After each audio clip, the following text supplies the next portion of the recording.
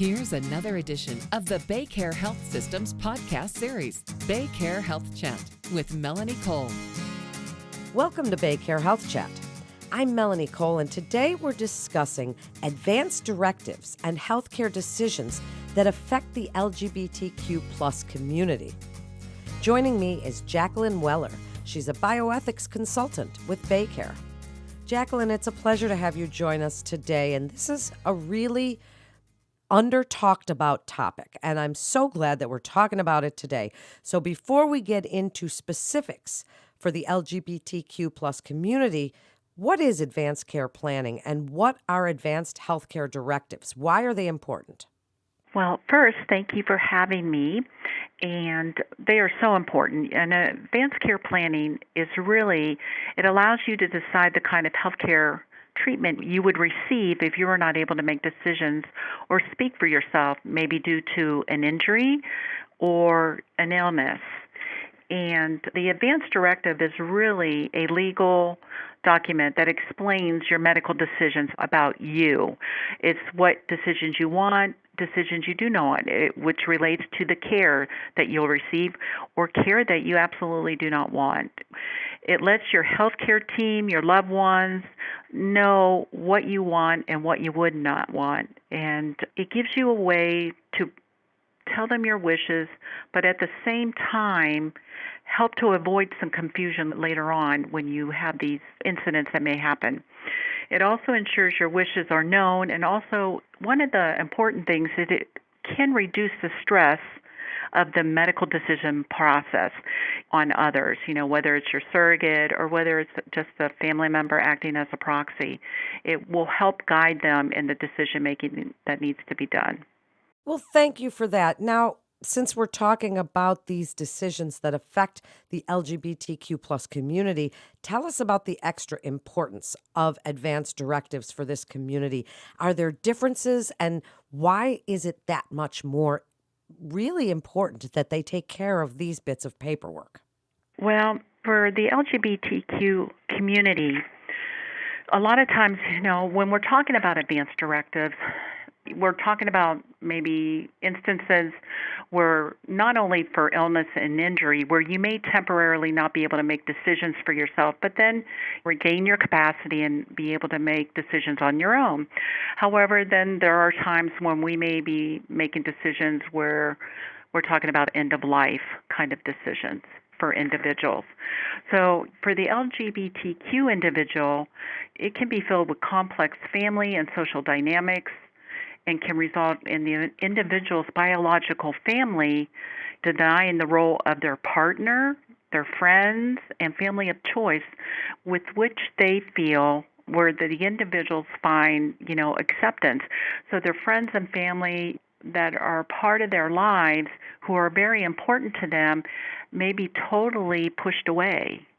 And that's why it is important to have these documents, planning, naming a surrogate. That is, I feel, one of the most important aspect of an advanced directive. And a surrogate is a person you name to make decisions for you when you're not able to do that. And without formal documentations, same-sex partners have minimal or no rights regarding medical decision-making and end-of-life treatment planning for their partner. And for example, without advanced care planning, they want to rely on the friend or chosen family, but sometimes that doesn't happen. So if they don't have it, what could happen is that it may be at the mercy of the estranged relatives. If somebody hasn't named an individual, they may have been estranged for years and years, and then when something happens, they're called upon to make decisions. And there was an incident where less than 2 years ago where a transgender woman died without written funeral directions. And relatives with authority over her funeral who had refused to accept her identity while she was alive held services that erased her female identity. So that's why advanced directives are really critical for the LGBTQ community. They have rights, and they have a right to choose who can make decisions for them. And they also have the right to decide what they want and do not want when it comes to medical treatment, funeral planning, organ donation. Those are some of the areas that can be on an advance directive. Well, thank you for that. And what an interesting story, but it kind of gives the scope of the thing, doesn't it? It really explains why this is so important. So tell us, we hear these names bandied about, Jacqueline, that we don't really know what they mean. Tell us, what is an advance directive? Tell us what a living will is, or a medical power of attorney. We hear all of these different terms and we really don't know what they are. And that's true. To start with, there are two types of advance directives. The first one is your healthcare surrogate, which involves naming an individual to make decisions for you when you can't do it yourself. And then there is the medical or actually in the state of Florida, they have a durable power of attorney, which includes health care. And in that kind of document, it will name an individual to make decisions for them if they are unable to make decisions for themselves. And then the second type is your living will. And the living will lets everyone know what your wishes are. If you're in a terminal state where you have an illness or injury where there's no chance of meaningful recovery, or you have an end-stage condition, or you're in a persistent vegetative state, they provide example. If you do a document, you may decide whether you want CPR or you don't want CPR. Maybe you want a feeding tube, or maybe you don't want a feeding tube, or if you want a breathing tube down your throat. Those are the kind of decisions you make on a living will. They also provide, on a lot of the advance directives for the living will part, is whether you would want palliative care or hospice involved. Some people don't want hospice or palliative care, but then they have the option that they could have it. And also on our advance directives, there are a lot of people that may want everything done. It's just your choice. It's what your wishes are. And I also recommend that on a living will, there's usually space where you can provide your thoughts on your personal values, what's important to you, what is quality of life to you, what does it mean to you. Sometimes relaying that on an advance directive helps us, even as caregivers, to have a better understanding what your wishes are. Also, your spiritual beliefs are very important to know. And some people may say, I only want to be on a ventilator for 2 weeks. And after that, if I'm not better, then I don't want any further treatment. So you can really make it so that it fits what you want. And if you do put any information on there, it's so important to write it down, to let us know what your wishes are, so that we make sure that we're honoring your wishes and what you would or would not want at the time. So when do they go into effect, Jacqueline? Tell us a little bit about how that works, and also some clarification on common law and domestic partnerships and why that's important in this case. Well, the living will goes into effect when, in the state of Florida, when two physicians document that you have a terminal condition, or you have an end-stage condition, or you're in a persistent vegetative state. Those are the conditions in the state of Florida where two physicians have to document that you're in that state, and then your living will go into effect. And then the healthcare surrogate document is where you name your individual who makes decisions for you when you can't do it for yourself. Now, sometimes you could be in the hospital, have a minor procedure, but you were under anesthesia, and for a short period of time, you may have some confusion. You may not know where you're at, or you're not able to make this medical decisions for yourself for that short period of time, so your healthcare surrogate document would come into effect.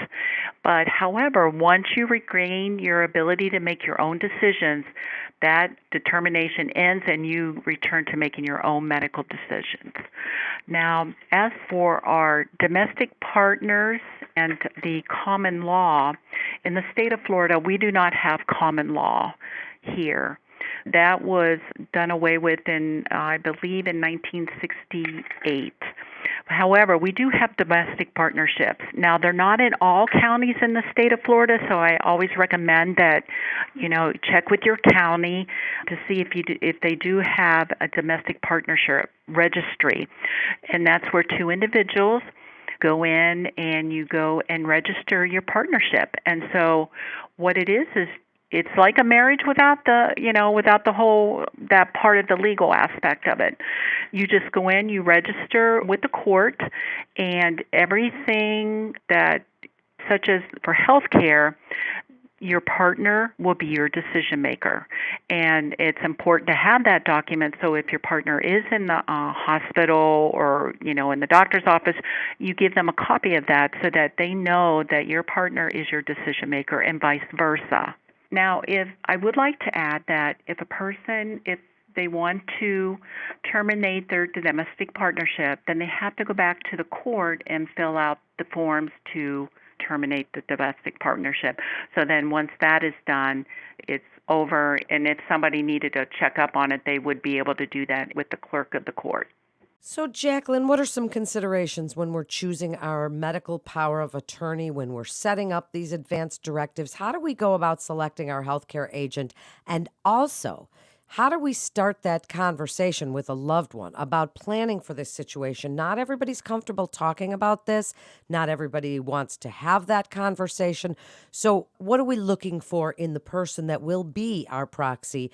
And how do we start the conversation if we are looking to one of our older loved ones? Well, from my experience, it is hard. People don't want to talk about end of life. They don't want to talk about trying to decide, do I want CPR or if I want a feeding tube. They are hard conversations because we are, in essence, talking about end-of-life decisions, and they are very hard. But the important thing is you got to keep trying, because sometimes maybe the first time around, maybe you want to talk to your family, and they're saying, no, but you got to keep after it and keep talking with them, keep bringing up the subject. I have had families tell me that at their Thanksgiving one year, they said their granddaughter brought it up at a Thanksgiving dinner. Well, everybody's hungry and they want their dinner, but so nobody was leaving the table. And she actually said it turned out better than they thought it would. And they started discussing it. And by the end of the Thanksgiving weekend, over half of the family had completed their documents or were going to go have them done with their attorney. So it's one of those things where you got to keep at the conversation, keep talking, keep at it.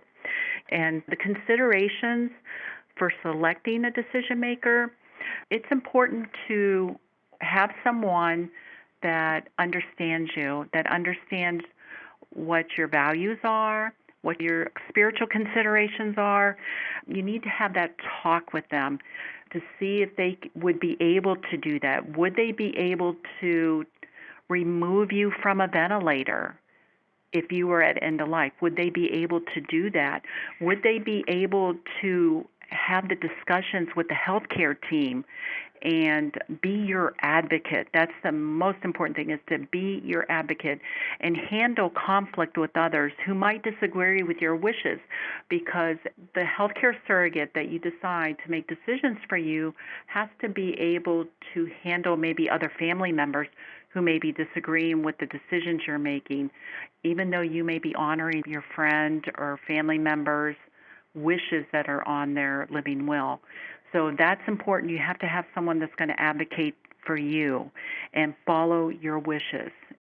So as we wrap up, Jacqueline, can people download their state's advanced directive? How does someone get started? What is the step to make it official? Kind of give us your best advice on why it's important, especially for the LGBTQ community, and what they have to do to get started.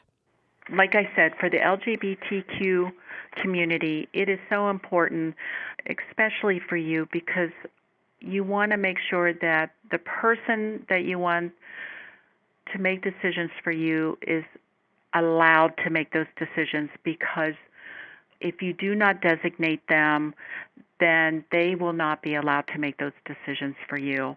And that is part of the law, because if you can't speak for yourself, what happens is then we have to go to the Florida law, which goes down a hierarchy, which is your family.